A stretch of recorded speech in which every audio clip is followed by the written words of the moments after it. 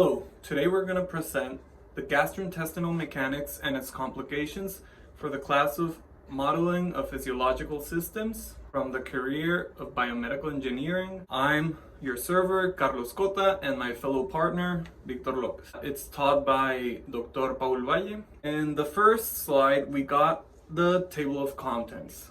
We divided the contents in 4 sections.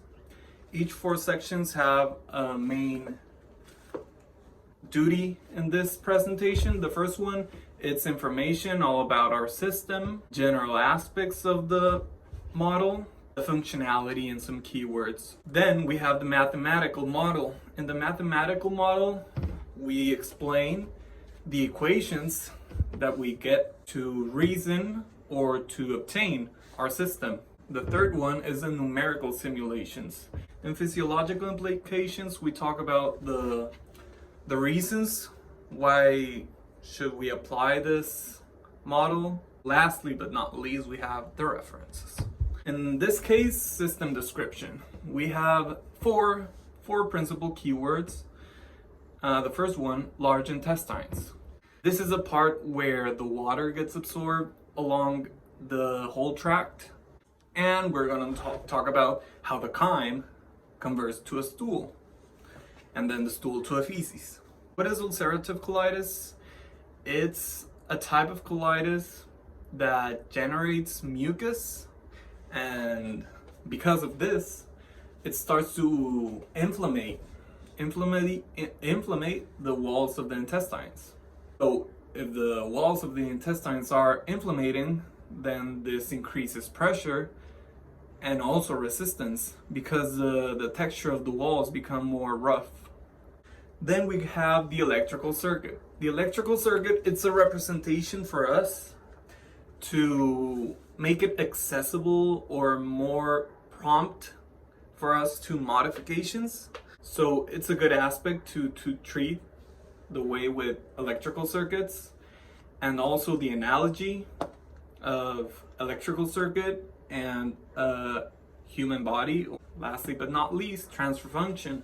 The transfer function is more like a mathematical model where we can represent each value to a respective aspect of the body. We can say resistors can pretend like the resistance that produces the intestines to the pass of the stool. Or capacitance. This can also mean the capacity of absorbance of our large intestines, the nutrients, the water. And inductance. Inductance is more relatable like the inertance of the system. So we're gonna talk about this later, but yeah. Overall, it's like a sphincter. No, not like a sphincter, more like a valve, a one-way pass. So starting with the mesh analysis. On the mesh analysis, we have 3 meshes. Mesh QA, mesh QD, and mesh QT. Each mesh represents the flow on our system. The ascendant flow, the transversal flow, and the descendant flow. So here we have on the first equation, PI, P sub I, means the pressure on the ileocecal sphincter. This pressure is the one that it's gonna release, or the valve is going to open up once the pressure reaches a peak point. And then we have the mesh QD. This is on the descendant part of the colon. And here we have the same aspects without pressures because it's the center part. And then we have mesh QT, the transverse part of the tract, digestive tract. It's a horizontal one. I'm going to show an anatomical representation later on so you can get on the hang of it. On the next slide, we have integral differential equations. There are three of these equations in which we subtract the Q's, the flows. Flow ascendant, flow transverse, and flow descendant. This with the main reason of doing or making a model on Simulink with diagrams, block diagrams, where we can simulate our circuit, our physical circuit, on a mathematical way before the transfer function, kind of like a test for it. On the next slide, we have the transfer function.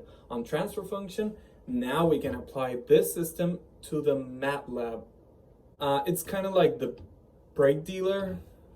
Once you get all of the other ones, Multisim and Simulink, then you can go with MATLAB, and if you got it right, when you're done. We divided on betas and alphas because it's pretty large. So it's a third order because we use 2 capacitors and 1 inductor.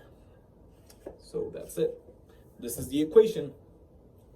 Next, we have the anatomical representation. Now you can get the hang of it, of everything I've been talking about, all this whole presentation. So we can start with the image in here. We have different values, R1, L1, C1, C2, and so on. On the first case, we, on the large intestine, represented L1 and R1 on the ileocecal zone. L1 represents the ileocecal valve because it only permits a one-way through of the chyme. So it doesn't let the backflow run across it.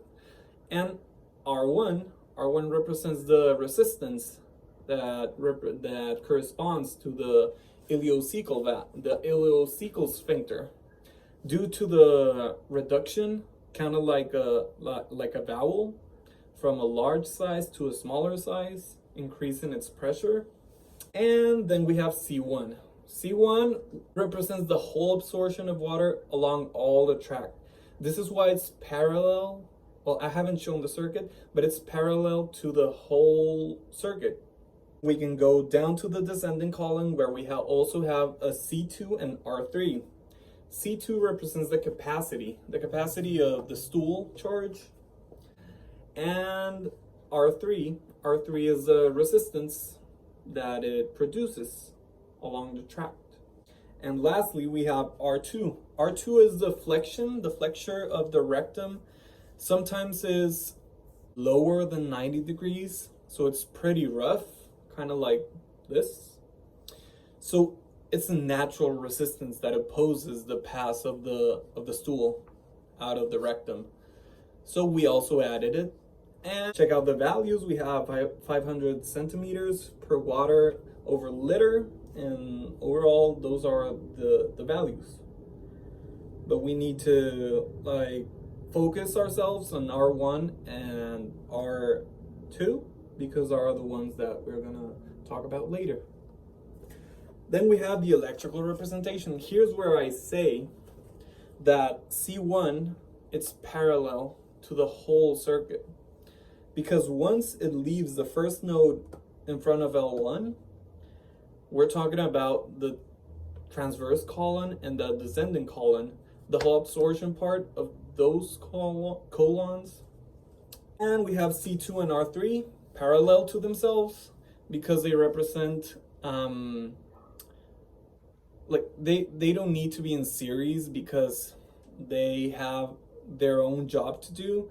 One absorbs and contains storage of the feces, and the other one is the one that opposes the pass of that feces on the tract, the resistance, the natural resistance of the intestines. And R2, it's down there because it's the flexure of the colon of the rectum. On the ulcerative colitis values, we change R1 and R3 as I previously said about this affections. This due to the increase or inflammation of the mucus of the intestine walls. These intestine walls become harsh and sometimes delicate, and due to this harshness, the stool doesn't get absorbed as normally it does. It generates abdominal pain and also diarrhea because there's no much absorption of water. Why not R3? R3 is the descendant colon valli, and not in there because it's more of a general aspect. We're changing the parts on the valves. The inflammation of the valves is the most important part, because due to this, well, the system reacts differently. In this slide, we can see the main block of our system. We need to understand the pulse generator, that when it's coming to 0 to 1, that's equal to the opening of the helical valve. When it's going to 1 to 0, is the opening of our sphincter in a period of time. Okay? So we can see right here 3 blocks. We are going to see the healthy one and the ulcerative colitis one. They are connected to the scope, one with the PID controller and are healthy, and on the ulcerative colitis, and just to see the pulse generator. So now in this slide, the healthy block diagram, we can see that we can represent our integral differential equations of the model system. We have 3 representative equations. We can just modelize it right here in the system, put it our gains, like the resistance, we representing our equation literally. We can represent our flow of ascent, the transversal, and the descent, and that's one of the advantage of Simulink. Now then the healthy diagram, we can see our gains, and it's going to change the values of R1 and R2. It's indicated right there. It's better looking in our colitis block diagram. We can, in the case of the patient suffering from the condition of the colitis, ulcerative colitis, the values change of the resistance. Now in the block parameters of on our PI controller, they're going to have our values of that tune, of our tune block. The rising time is going to be very small, talking into the exponential -3, 63.5.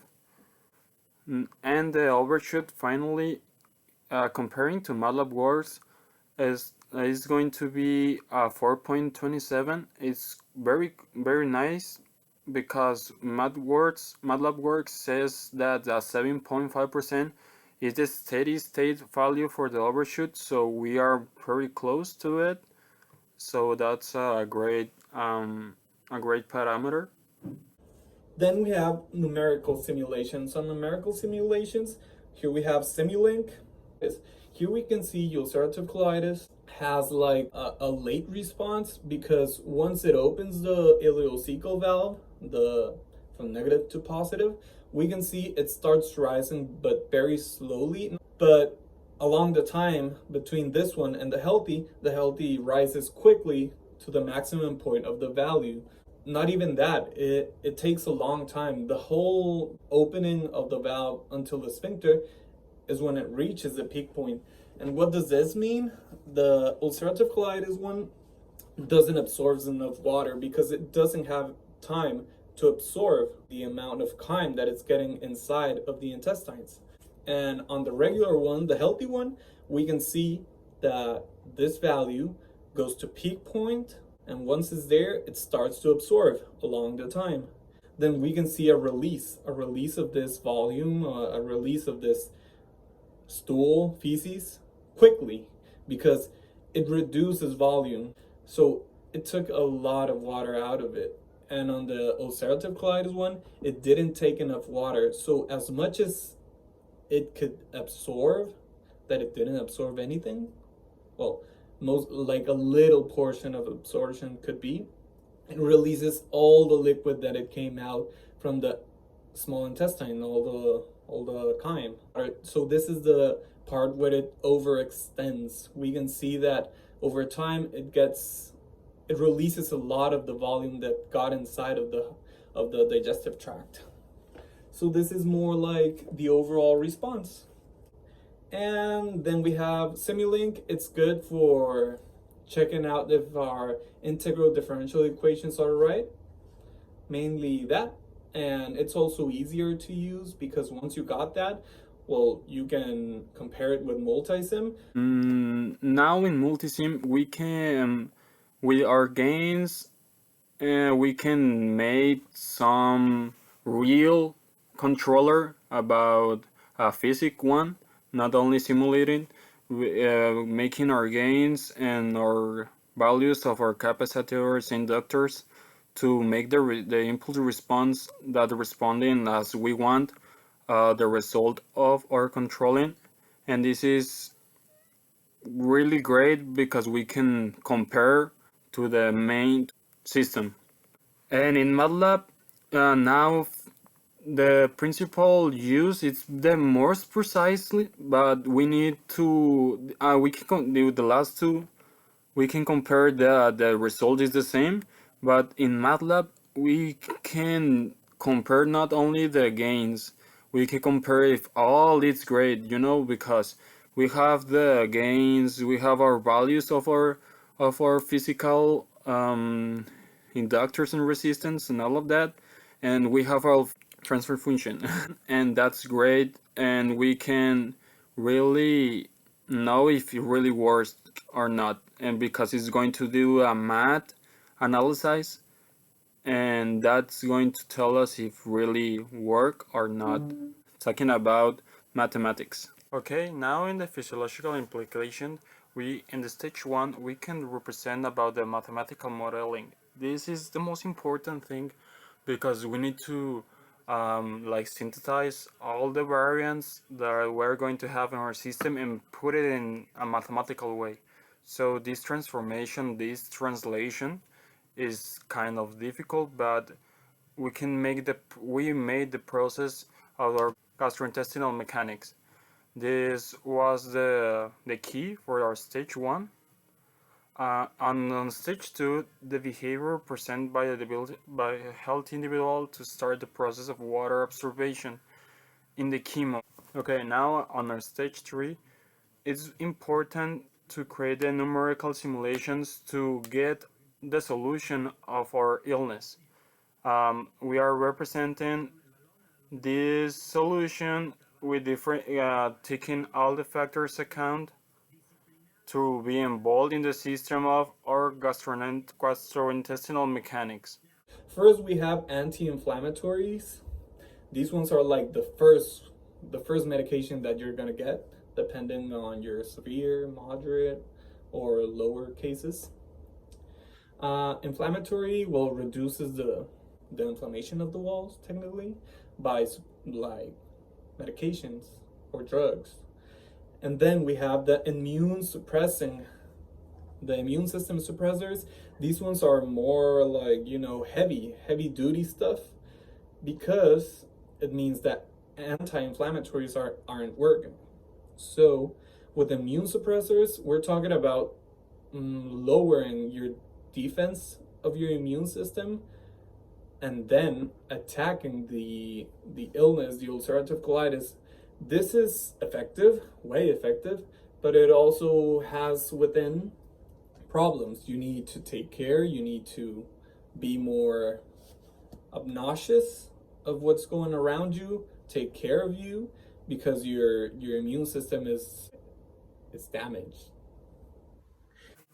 In the third part, the surgery can eliminate, yeah, um, taking out of the colitis, but removing the entire colon and the rectum. This is kind of painful and it's going to be replaced, but in not the better way. So I think what our conclusion is to do the first two things because the surgery is going to be like very painful and cost, so it's better to prevent than regret. Okay, and that's it for our physical implications. This is our reference, and if you have any more questions, you can contact us or see our channel. There is our contact email and phone number. Thank you for watching. Bye bye.